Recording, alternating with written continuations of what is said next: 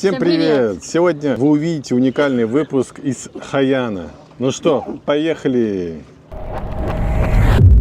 Хайян – это древний город во Вьетнаме, где, кажется, время остановилось. И на старинных улочках застыли разноцветные шелковые фонарики, а по реке медленно плывут лодочки, подсвечивая воду разноцветными огнями. Чтобы попасть в Хайян, мы прилетели в аэропорт города Дананг, где нас уже ждал водитель на заранее организованном трансфере от нашего отеля.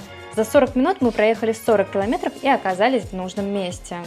Мы заехали в новое жилье. Тут у нас общая зона, где могут находиться другие люди. Там вот, наверное, они живут. Можно тут вот посидеть. Ну, кстати, завтраки включены, завтра покажем. И вот наш номер небольшой. У нас получается такая студия с огромнейшей ванной. Самой ванны нет, есть унитаз, есть обязательно с теплой водой душ, раковина.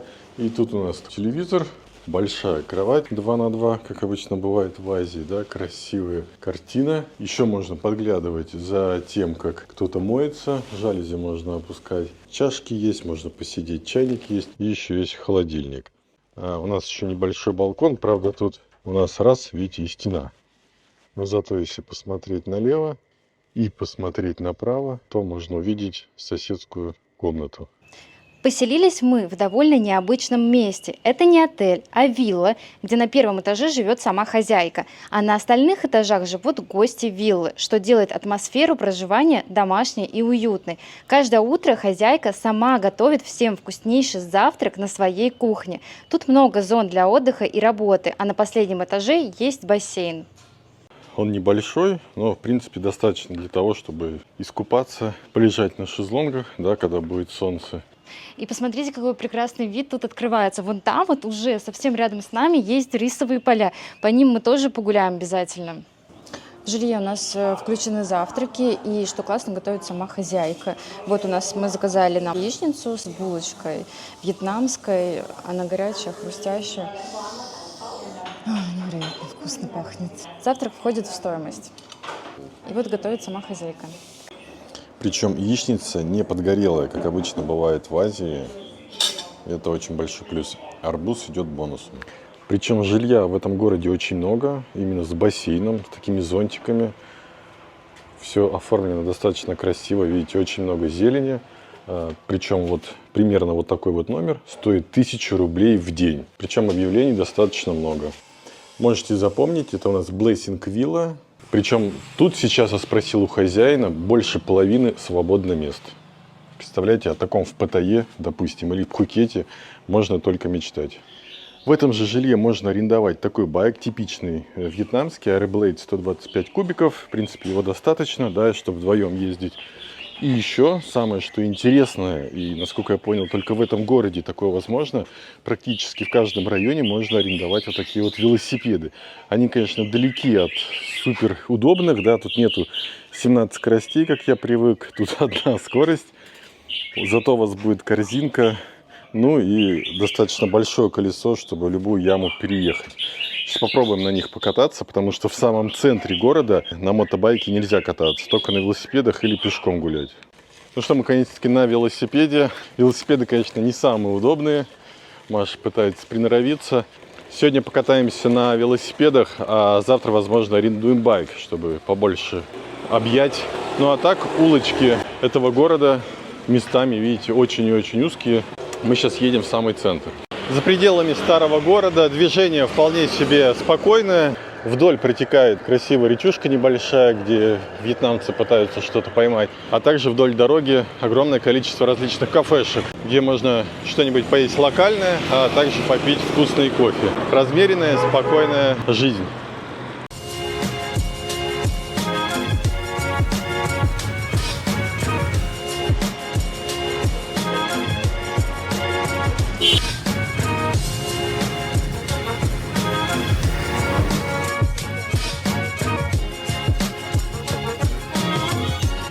Не успели мы разогнаться, в принципе, как уже и приехали. Можно увидеть, начинается старый город. Насколько тут красиво. Я так понимаю, по вечерам эти все фонарики как раз-таки у нас и светятся. Мы еще не совсем пришли в старый город. Видите, еще машины ездят. В самом старом городе это уже делать нельзя. Тут еще очень много магазинчиков, где можно заказать одежду, будут шить именно под вас. Именно поэтому Хайян называют еще и городом мастеров. Ателье по пошиву одежды и мастерские, изготавливающие обувь и сумки, тут просто на каждом шагу. Причем все изделия делаются из натуральных материалов по вашим индивидуальным размерам и дизайну. И стоит это все очень дешево. Но подробно мы поговорим об этом позже, поэтому обязательно досмотрите этот ролик до конца. Ну что, мы доехали до той точки, где отправляются различные экскурсии на традиционных вьетнамских лодках. Река называется Thu Bon River. Тут есть красивейший мост. Вечером он, насколько я понял, немного подсвечивается. И тут различные фигуры, где можно пофотографироваться. Дети в восторге. И именно тут начинается старый город. На этой улице можно купить различные фрукты, овощи и многое другое. Тут прям как такой большой целый локальный рынок. И вообще людей достаточно много. Это туристическая мекка. Футболки, сушеные фрукты, яйца, все что угодно. Вот местные ездят, конечно же, на байке. Вьетнамцы были бы не вьетнамцы, да, если бы не ездили на байке, даже там, где по сути ездить нельзя. Причем, ладно бы они просто ездили, они еще тут и сигналят.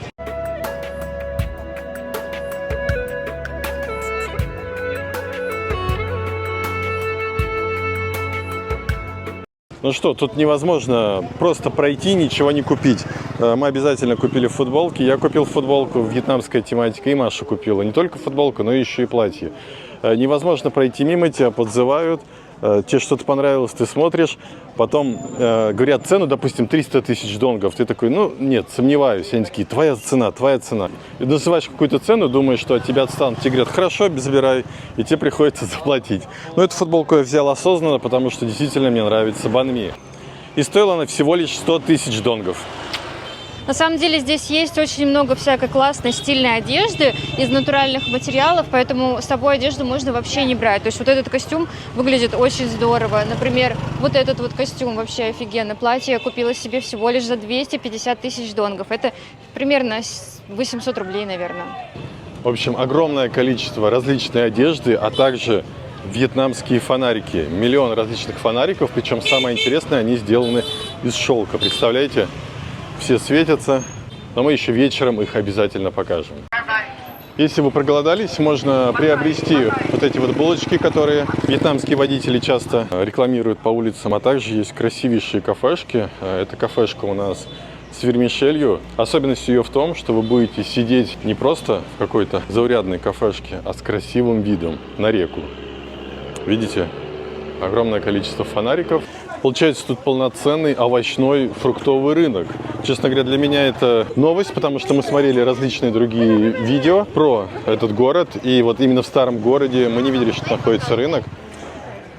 Если вы немного ленивый или же вы китаец, да, то обязательно вы прокатитесь на велорикше. Видите, у них прям эта забава такая народная. Абсолютно везде их катают. Причем желающих прокатиться огромное количество. Огромное количество различных локальных кафешек с кофе, бanh ми, и можно сидеть, смотреть на набережную. Вообще достаточно тут атмосферно, и нам повезло, сегодня нету солнца, можно ходить очень долго, гулять. Иногда ловлю себя на такое дежавю, что как будто бы оказался где-то в Питере, и это все не случайно. Все потому, что старый город Хайян является объектом всемирного наследия ЮНЕСКО.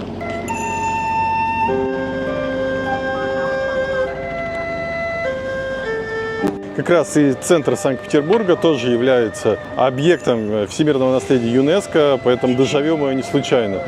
Что-то все-таки есть схожее. Но когда поворачиваешь голову, видишь вот эти пальмы, понимаешь, что ты все-таки не в Санкт-Петербурге, да?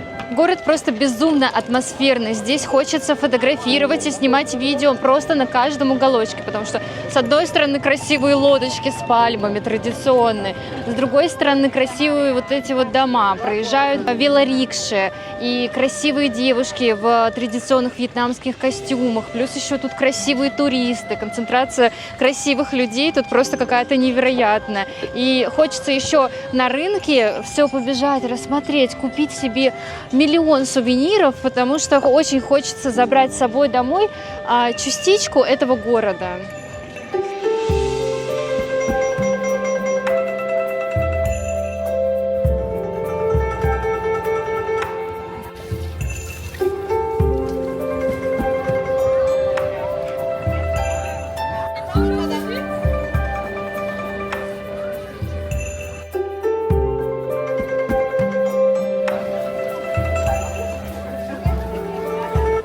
прошлом Хайян был крупным торговым центром и важной остановкой на морском шелковом пути, куда в 16-18 веках съезжались купцы из Китая, Японии, Индии и стран Европы.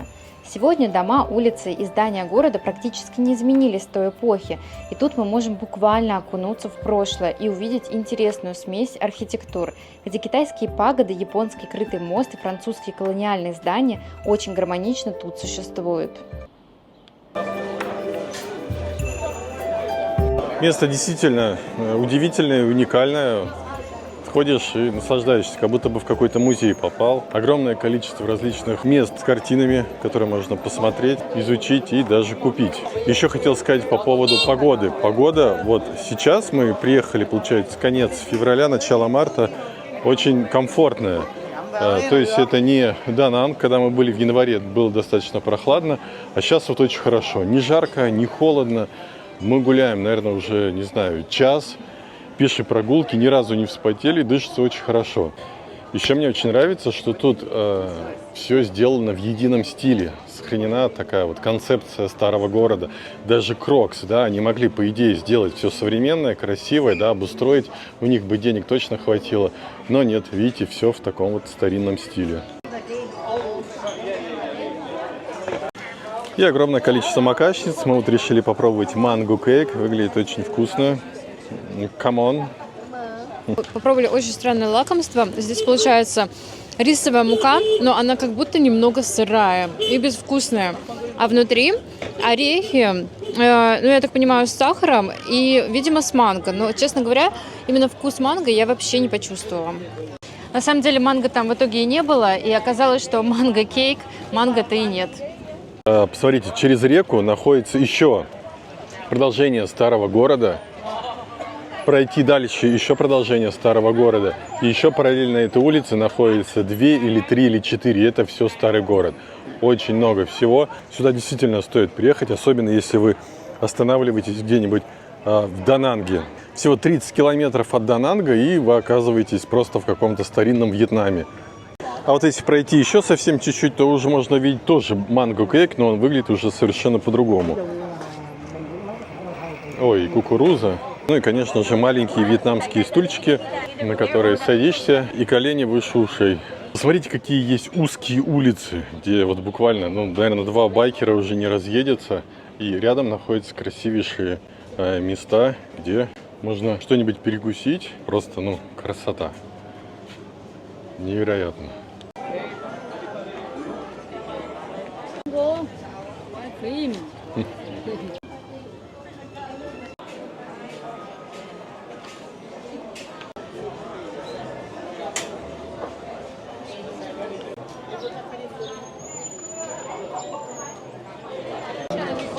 Тут можно заметить также храм китайско-вьетнамский. Чтобы туда попасть, необходимо купить билет. Получается так, что есть касса с билетами. Приобретаешь билет на 3 дня за 125 тысяч донгов и посещаешь в районе 25 различных мест. Это вот японский мост, видите, не пускают, без билетов нельзя. Мужичок смотрит, это традиционный японский мост. Но, мне кажется, самая красота находится именно снаружи, потому что на купюрах 20 тысяч донгов можно увидеть мост. Он расположен как раз-таки тут. Японский мост является наследием ЮНЕСКО. В прошлом году он реконструировался, остались там деревянные балки. Сверху и снаружи, я так понял, поменяли. Полностью менять нельзя, потому что это все-таки наследие ЮНЕСКО. Друзья, у нас для вас отличные новости. Мы создали телеграм-канал с самыми дешевыми авиабилетами. Тут вы можете найти вот такие предложения абсолютно бесплатно. Ссылка будет в описании под видео. Thank you. На реке можно увидеть огромное количество гондольеров, да, можно назвать их так.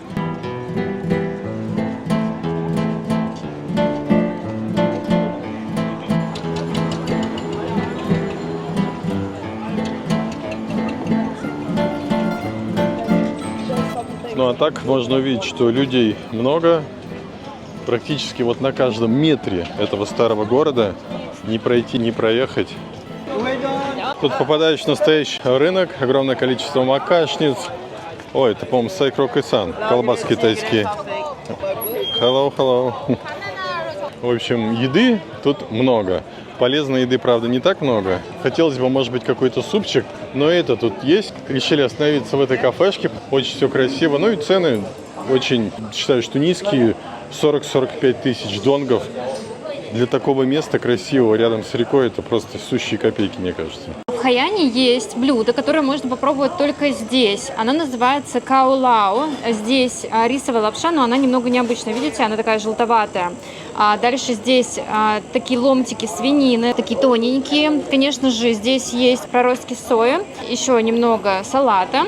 И еще вот такие вот рисовые, как будто чипсы. Сейчас попробуем, расскажу вам, как это все на вкус. Свинина просто невероятно вкусная. Она такая очень сочная. И вот эти вот кусочки так хорошо нарезаны и вот прям очень сочно приготовлена. А лапша имеет какой-то необычный привкус. То есть она изначально приготовлена с чем-то. Такое ощущение, что она пожарена с чем-то в масле. По вкусу такое ощущение, что она пожарена с базиликом, потому что такой именно его привкус. Еще там оказалась внизу подливка, и нам официант подошел и сказал, что надо помешать.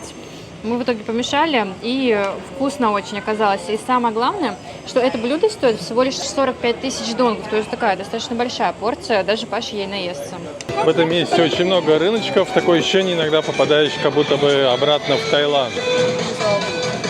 Различные макашницы, видите, только-только, это ближе к 6 вечера они появляются, и здесь пройти просто невозможно, потому что приятные запахи летают абсолютно везде. Различные ротти, кукуруза, шпажки из морепродуктов, сосисок и все, что мы так любим.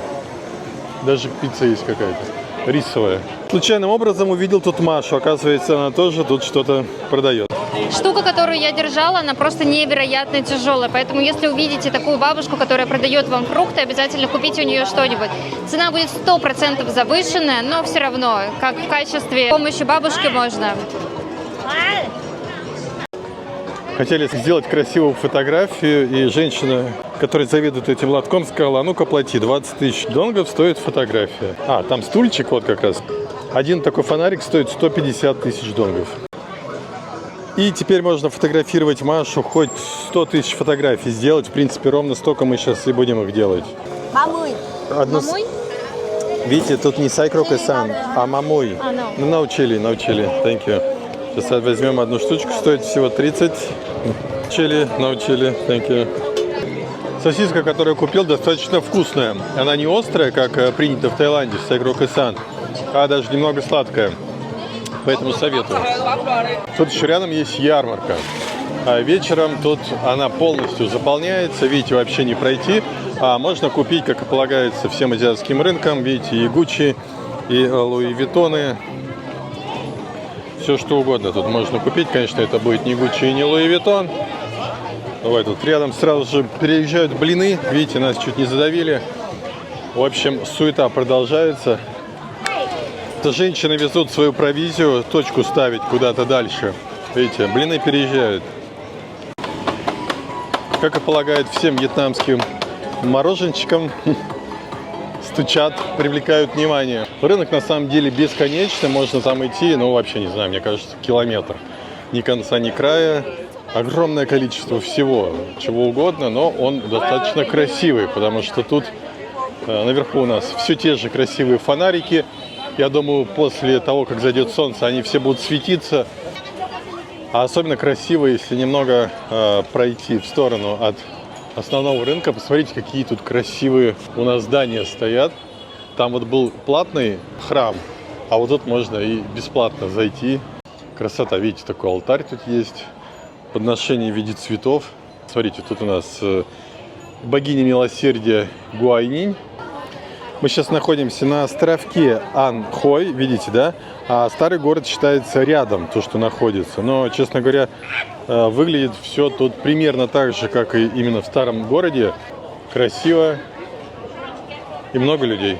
Это вечерний рынок Хайана, он открывается где-то там в 4 часа, и здесь больше всего ориентировано на туристов. Здесь много очень такого китайского ширпотреба, цены очень часто завышены для туристов, поэтому если вы хотите что-то действительно интересное, не по завышенным ценам, то идите в тот рынок, который находится именно в старом городе.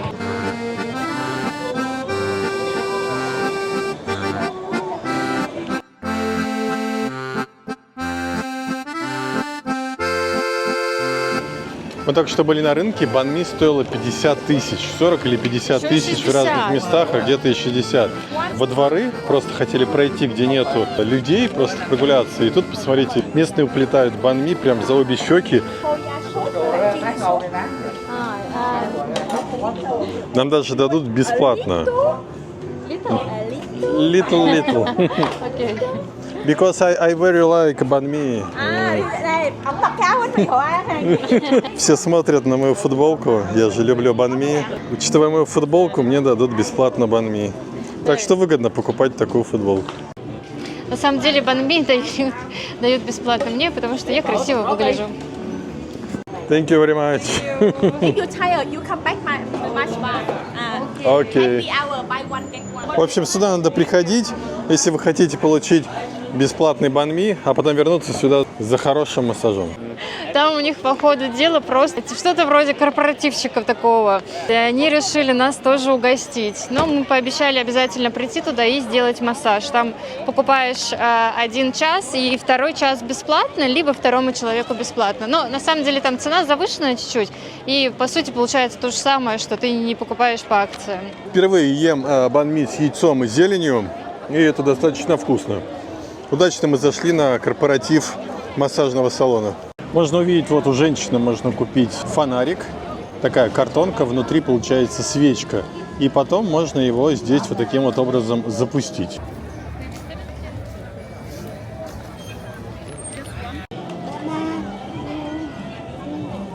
Only one. Женщина подошла, говорит, давай покупай сначала за 200 тысяч, потом за 100. Я говорю, давайте за 50. Запустим сейчас фонарик. Come on. Желание. Желание надо проговорить, она говорит. Чтобы были у нас миллионные просмотры. Да? Пошел. Давай. Похожую вещь мы делали на праздник, который бывает в Таиланде обычно в октябре или в ноябре, который называется Лой Кратонг. Но если вы в Хайяне, вы можете хоть каждый день запускать эти фонарики и загадывать желания. Хайян еще сравнивают с Венецией, и мне кажется, это действительно так и есть. Есть схожесть, мы, правда, там не были, но по фото и видео действительно похоже, потому что здесь есть такие свои гондолы, только вьетнамские, и вечером здесь будет очень красиво. Ну и вот можно увидеть, фонарики уже зажигаются, уже начинаются такие небольшие потемки, поэтому все горит. Вон нам махают, передают привет подписчикам. Абсолютно все фонарики загораются в одно время. Сейчас еще незаметно, но стемнеет и будет очень заметно.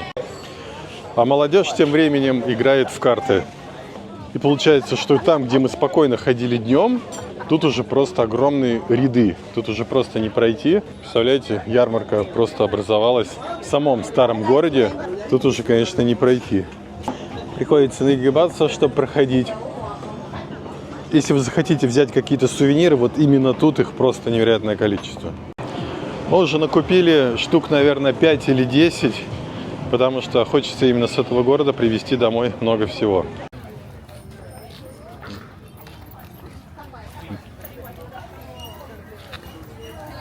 В этом месте можно арендовать также и байк. Нам сказали, за 150 тысяч донгов будет вот такой вот Honda Airblade. Мы обрадовались, думаем, ничего себе, практически новый.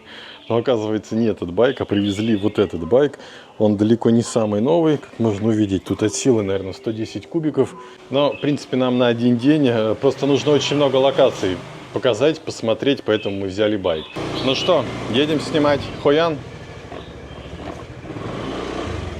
Буквально 5-10 минут на велосипеде или байке, и вы попадаете на море. Представляете? Мы приехали на пляж, который называется Коконат Бич. Выглядит он, в принципе, неплохо, да, потому что если сравнивать с тем же Фантьетом или Муйне, то, честно говоря, он даже фору даст. Песочек белый, мусора, в принципе, не видно, и многие, кто пришел искупаться, позагорать немного, да, шезлонгов мы тут не видим, но протяженность этого пляжа очень велика. Где-то там у нас, насколько я помню, находится Дананг. Небольшая такая тут рыбацкая деревушка, можно так сказать, да?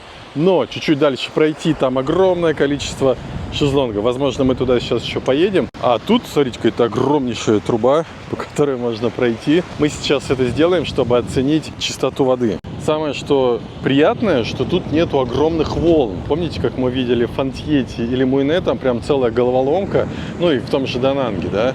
А тут прям, ну вот, красота. Купайся не хочу. Вон, вот, пожалуйста. Никого нет вообще. По поводу чистоты воды не могу сказать, потому что она, ну, не прям прозрачная, да, не как слеза младенца. Это, конечно, не Симиланы, но такая же, в принципе, как и Муйне. Такая же, как и в Дананге. Единственное, только в Ничанге, мне кажется, было чуть попрозрачней, да. До того, как приехать в Хайян, я кое-что читал в интернете, смотрел несколько обзоров на ютубе, разные года выпущенные. И почему-то никто не говорил про то, что тут рядом есть пляж. Город старый посмотреть, это, конечно же, нужно и важно, да, но у многих же отпуск, допустим, там неделя или 2 недели. Помимо города еще хотят, скорее всего, и искупаться. Тут это можно сделать. Вот люди сидят, отдыхают, коврики. Именно тут шезлонгов нету, потому что тут у нас заброшенный отель по правую сторону. Инфраструктуры как таковой нет. Но чуть-чуть дальше пройти, чуть-чуть по ту сторону пройти. Вся инфраструктура, в принципе, есть. Но если вы любитель, знаете, вот прийти на пляж, чтобы никого рядом не было, да, вы любите тишину, уединение, то тут эти места есть. Можно купаться, загорать, а потом вечером пойти в старый город и там погулять.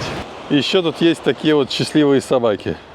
Сказать, что я удивлена, ничего не сказать. Во-первых, здесь белый песочек. Во-вторых, здесь очень чистая и прозрачная водичка. И посмотрите, вот с этой стороны как раз что-то вроде маленькой рыбацкой деревушки. То есть здесь находятся рыбаки. И обычно в таких местах очень много грязи и мусора. Но только посмотрите, здесь всего этого нету. Здесь очень-очень чисто. Проехав буквально, вот, ну я не знаю, меньше километра, мы приехали на Hidden Beach, хотя везде вывески Wild Beach. Можно увидеть, какое огромное количество велосипедов. Такое ощущение, 90% кто передвигается именно в Хайяне, это велосипедисты, иностранцы. Даже местные тоже очень часто ездят именно на велосипеде. Кафешки с морепродуктами в районе 90 тысяч. Ну, что вы хотите, кафешка получается у нас рядом с пляжем. Тут идет переплата, конечно же, за вид. Чем лучше это место, допустим, от предыдущего, да, тут есть шезлонги. Можно арендовать шезлонг на весь день и вот так вот лежать целый день и загорать. А шезлонги достаточно хорошие, видите, мягенькие, вообще проблем никаких нету. Тут, как и на всех пляжах Вьетнама, присутствуют рыболовецкие лодки, которые называют тазики. Дует ветер, да, рядом находится Дананг. Дананги, так это вообще, мне кажется, круглый год. И море, вот, посмотрите. На вашу оценку ничего говорить не буду, купаться можно. Люди купаются, даже дети тут купаются. Волны не такие большие, как были, когда мы были в Дананге. Правда, мы в Дананге были конец января, начало февраля. Волны там были очень высокие. Сейчас у нас уже март. В марте, возможно, в Дананге волн нету. Но тут, видите, волны очень даже хорошие. Купайся не хочу. Кто любитель кайтсерфинга, можно этим тут заниматься тоже, да. Ну и вьетнамские лодочки, видите, совсем необходимым для того, чтобы ловить рыбу. Тут накрыто, а внизу лежат сети, удочки, снасти, все что угодно. Запах от них, конечно, не самый приятный. Все-таки рыбу ловят, да.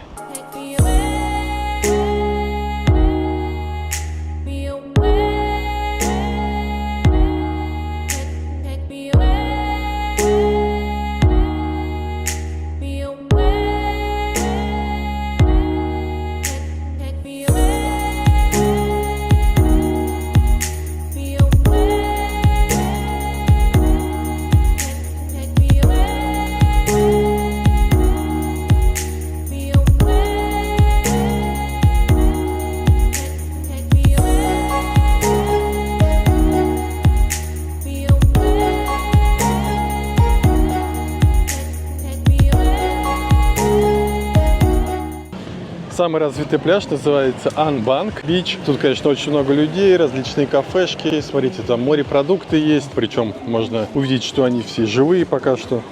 Видите, судя по парковке, тут людей просто тысячи. Причем парковка платная. Мы же стали в бесплатной парковке, видите, рядом. Опыт в Юго-Восточной Азии сказывается. Мне еще очень понравился фитнес-клуб под открытым небом. Смотрите, вместо металлических блинов вот такие вот бетонные. Можно себе поджиматься. Правда, тут хват, конечно, я не знаю, кто тут. Ну, ширина хвата очень узкая получается. Но в целом, если, допустим, жаба душа, да, можно прийти тут, в принципе, и позаниматься. Почему нет?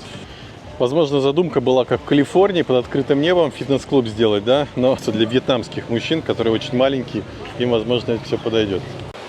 Людей тут уже, конечно, предостаточно, да, как иностранцев, так и местных. Сегодня воскресенье, правда, скорее всего, поэтому кафешки тут с таким красивым достаточно видом, а также шезлонги, где можно посидеть целый день, позагорать, покупаться. Рядом, конечно же, вьетнамские лодки. Они всегда вместе, и шезлонги, и лодки. На любых пляжах будет всегда вьетнамские лодки.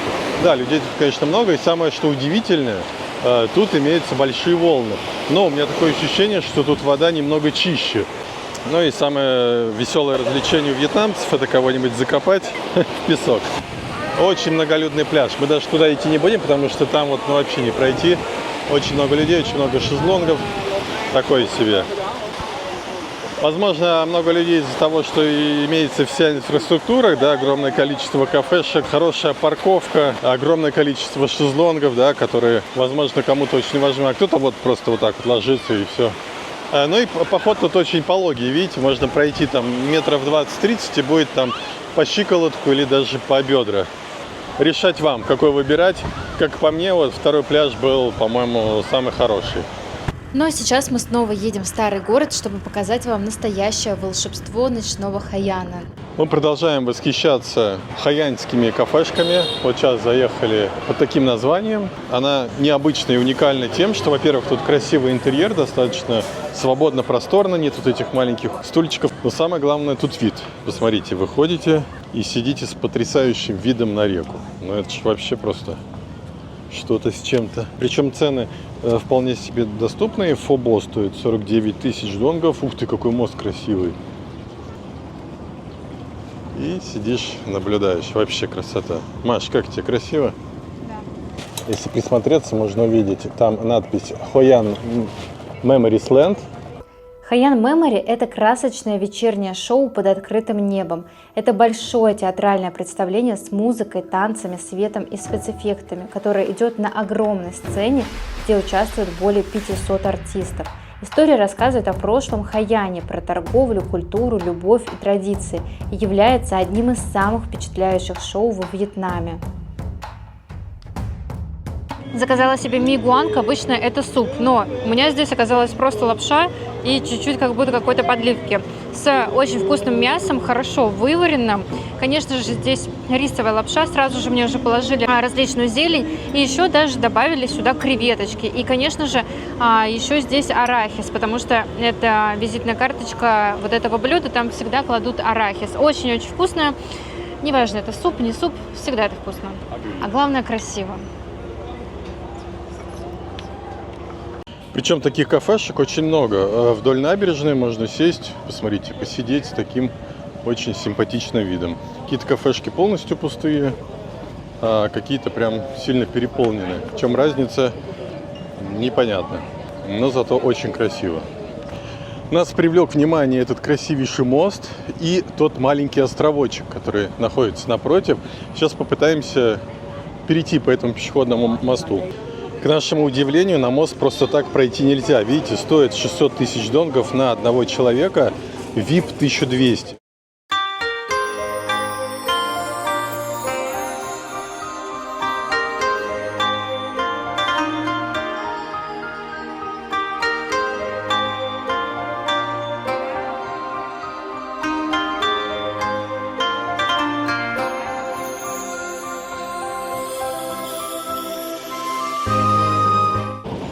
Вот и наступила ночь, можно увидеть, как красиво все светится.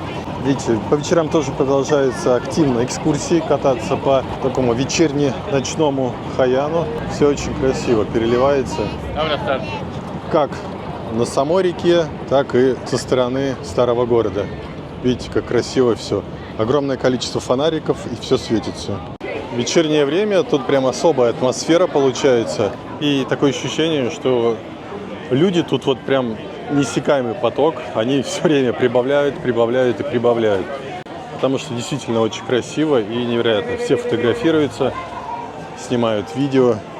Абсолютно на всех улицах, вот куда ни повернешь, везде красиво. Смотрите, и с одной стороны висят фонарики, а с другой стороны, а если вот туда повернуть, так там вообще красота.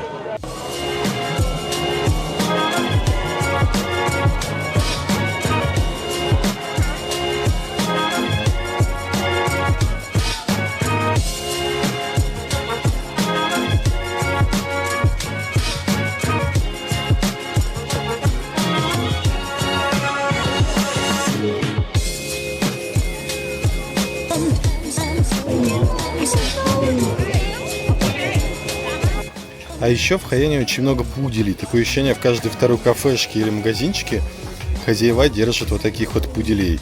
Возможно, это наследие французской колонии.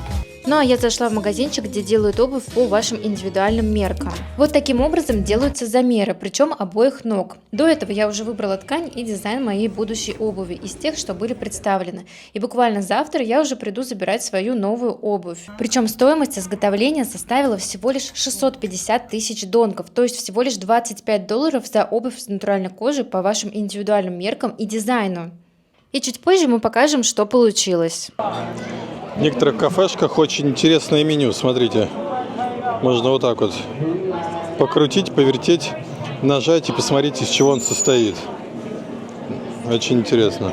Продаются очень прикольные чаи. Я себе купила кумкват, чай с кумкватом, а также есть сквош и персиковый чай. И они очень-очень вкусные. То есть это обычный чай, и туда добавили очень много вот этих вот фруктиков. Вот мы и дождались, наконец, когда можно вечером увидеть красивейшие лодки, циркулируют по этой самой речке. Красота. И как раз тот весь берег тоже украшен фонариками. Выглядит, конечно, невероятно красиво. И гонольеры, которые, как они тут умудряются не врезаться, неизвестно. Но все опыт. И мост полностью тоже подсвечен. Красота.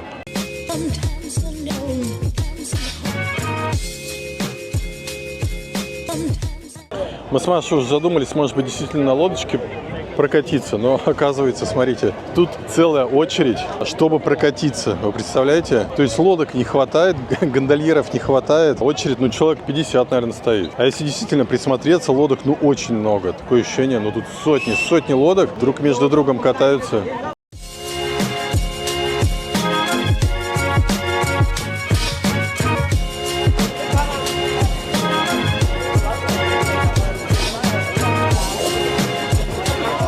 Если перейти мостик, то можно увидеть, что тут уже двухэтажные кафешки, ресторанчики. И их ни конца, ни края нету. Даже вот смотрите, вот какая-то такая узкая улочка есть. Сюда проходишь, и тоже тут наверняка что-то есть. Видите, на стене меню. Все светится. И тут можно посидеть. Это вот такая чисто локальная кафешка. Красота. Вечером в Хайяне не менее красивые, чем днем, но ты очень устаешь от того, что каждый к тебе подходит и говорит: лодочку, а возьми свечку вот эту вот положи туда в реку, а возьми сходи там в ресторан, сюда, туда, и немножечко устаешь от этого, то есть тут такая постоянная суета какая-то именно от тех, кто продает что-то. Смотрите, как все красиво. Вот спа-салоны, кафешки, бары. На втором этаже все светится. Просто красота. Тут можно ходить просто невероятное количество времени. И все время будет что-то новое, что-то интересное. Поймали себя на мысли, что уже просто идем где-то час. Сначала по той стороне гуляли, потом по второй стороне. Смотришь и думаешь, уже такие фонарики видел, уже такую улицу видел. Но ты поворачиваешь на другую улицу, а там еще что-то красивее. Еще красивее какой-то бар. Тут действительно очень-очень красиво. Вообще на Хайян мы наткнулись абсолютно случайно. Когда я писала свой гайд, мне нужно было найти фотографии. И я наткнулась на такую вьетнамскую Венецию. Думаю, боже мой, как красиво. Надо обязательно сюда приехать. И потом узнала, что это за город такой. И оказывается, что большинство русскоязычных туристов о нем не знают от слова совсем. Здесь в основном европейцы и вьетнамские туристы. На улицах старого города даже можно увидеть, как художник сидит и рисует красоту. Достаточно точно получается. Смотрите, как красиво. И еще один художник, видите, творит чудеса, рисует как раз мост. И работы можно купить.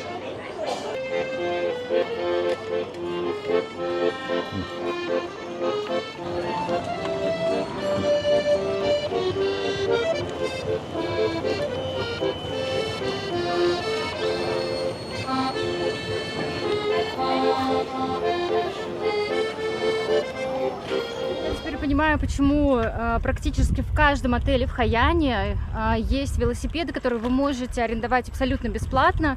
Вот как раз у нас в отеле это так заведено, потому что одно из самых классных развлечений, на мой взгляд, это не только гулять по самому Хайану, по старому городу, кататься на лодочке, но и вот так вот ездить и наслаждаться этой какой-то просто невероятной красотой. Причем поля достаточно большие, поэтому здесь кататься не прикататься. Невероятно круто ехать вот так вот на велосипеде и любоваться вот этими просто потрясающими видами на рисовые поля. И причем это все не выезжая из черты города, потому что получается, что Хайан окружен вот этими рисовыми полями. Сидишь на велосипеде, катишься и чувствуешь себя абсолютно каким-то счастливым человеком. Посмотрите, какой красивый закат позади меня.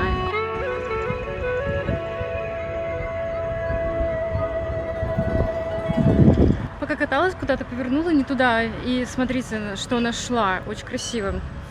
Здесь какой-то храм с драконом. Он такой заброшенный. Вот здесь есть небольшая беседка. Здесь вот такой вот заброшенный храм. И вот здесь вот можно сесть, посидеть и посмотреть на красивейшие рисовые поля. Вот здесь вот лодочка чья-то. Здесь можно посидеть, немножечко отдохнуть и поехать кататься дальше.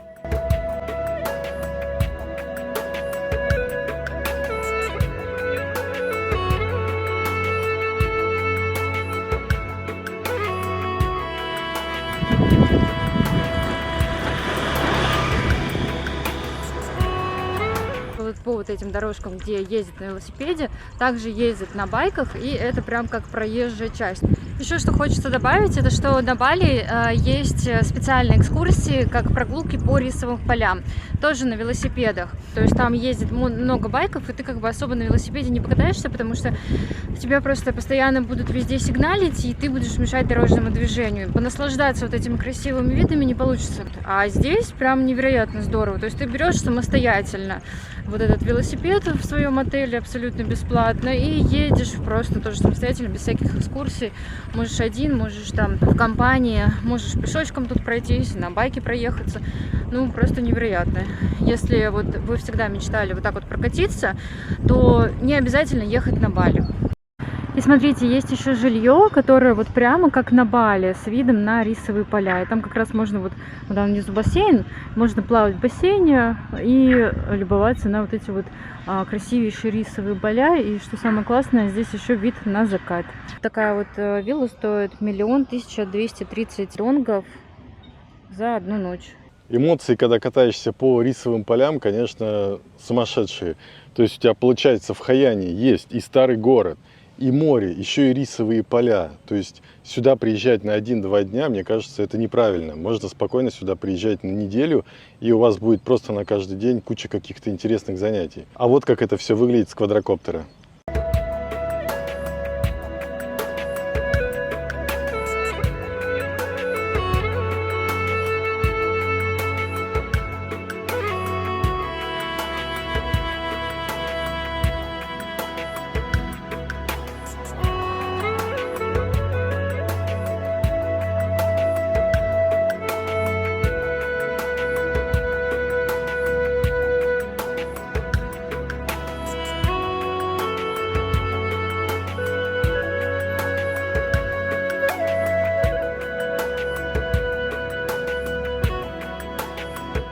Казалось бы, что еще не хватает, да? Мне кажется, не хватает кровати. А она тут тоже есть, смотрите.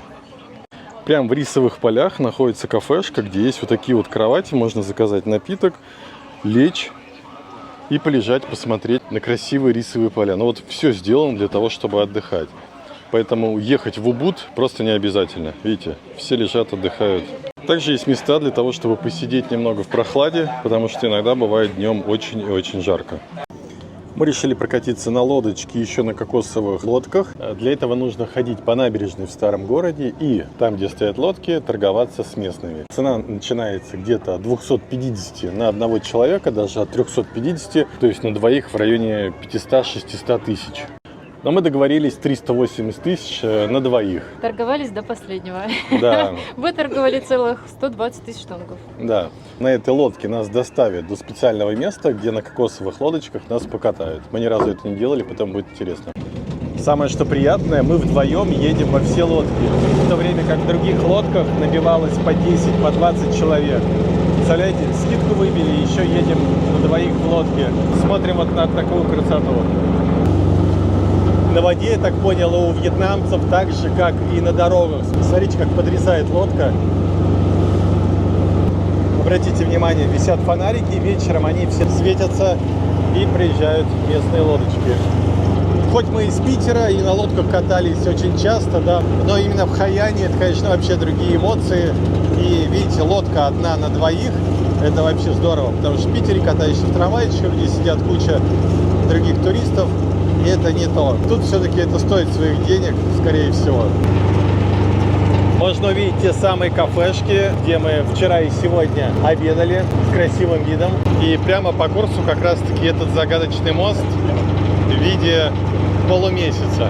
Справа у нас находится тот самый остров Хайан Мемори, который мы тоже снимали на видео. Красота, сейчас будем приезжать прямо под ним.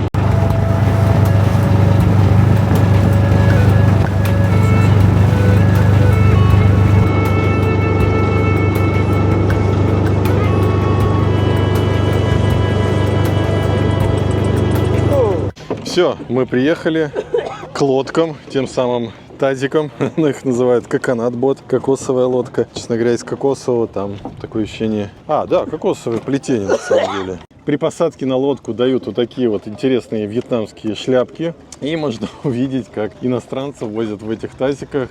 Все такие лица покерфейс, всех без эмоций. Но, в принципе, это интересно, потому что, смотрите, мужичок, вьетнамец, нас везет, гребет именно таким способом, который принято вот во Вьетнаме. Там не просто, как, знаете, как обычно это делается, а именно восьмерку делает. За счет этого мы очень быстро плывем, хотя нас трое. И этот, как я называю, тазик, коконат-бот, действительно сделан из кокосового плетения. Видите? Просто некоторые лодки сделаны уже из пластика, более новые. Вот можно видеть, как вьетнамец прям быстро плывет достаточно, да? Шляпы, кстати, очень даже прикольные. От солнца прям хорошо защищают. Я даже задумался, потому что когда ты ходишь в кепке, даже панаму одеваешь, все равно что-нибудь да обгорит. А вот в этой панаме уже ничего не обгорит. Закрывает и нос, и уши, и шею. И самое главное, даже вот эту часть. Возможно, даже в Питере будем ходить теперь в такой шапке. Мы сейчас будем плыть по такой вот необычной реке. Тут целый маршрут у нас образовывается. Будем надеяться, тут никаких крокодилов не водится. Синчао. Ну все, меня вьетнамец сказал, что сидишь, давай тоже помогай. И вот я теперь немного помогаю. На самом деле не очень-то и тяжело. И плюс еще немного зарядка. Что-то никто не помогает, только я один. Все туристы плывут спокойно. Может быть, мне дали весло, потому что мы заплатили меньше всех. Поэтому я отрабатываю. Но пусть будет так. Но вообще очень прикольное ощущение. Мы плывем по такому каналу, проплывая джунгли. Такое ощущение где-то в экзотической реке. О.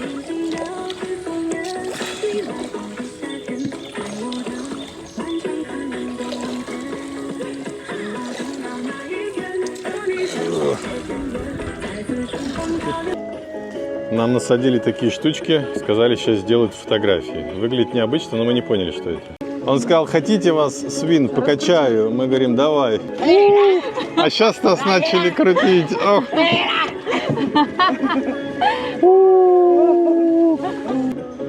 Ох. Я не знал, что это будет так страшно. У меня аж голова закружилась. Другую лодку очень медленно раскручивает. А нас так, как будто мы в центрофугу попали какую-то в стиральной машине. Катаясь по этой речке, мы увидели вот такой небольшой коттеджный поселок, где можно поселиться и получать закрытая территория. Видите, можно отсюда такое увидеть. Вот. Соседи начали раскручивать по-настоящему. Такое ощущение, сейчас кто-нибудь да выпадет. Но все равно это не в полную силу. Нас намного сильнее крутили. Все время можно увидеть проплывающих товарищей. Hello. Hello. Вот тоже запрягли ребят гребсти, они такие довольные, как будто всю жизнь для этого готовились. Под конец экскурсии мужичок стал говорить: давайте мне чаевые 100 тысяч. Мы ему дали 20, он говорит: нет, это мало, давай 100. И под конец этой увлекательной экскурсии можно увидеть красивый закат. Тут еще такое построение, такое ощущение, тут даже кто-то живет.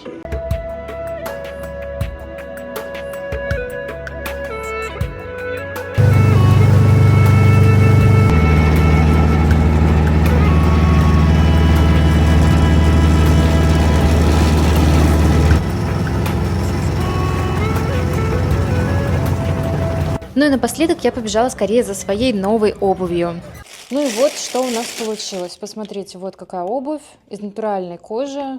И вот здесь вот все сделано, все вручную прошито. Очень-очень здорово. И вот так смотрится на ноге. Спасибо всем за просмотр видео. Если оно было интересно и полезно для вас, то, пожалуйста, ставьте лайк и подписывайтесь на канал. Всем пока!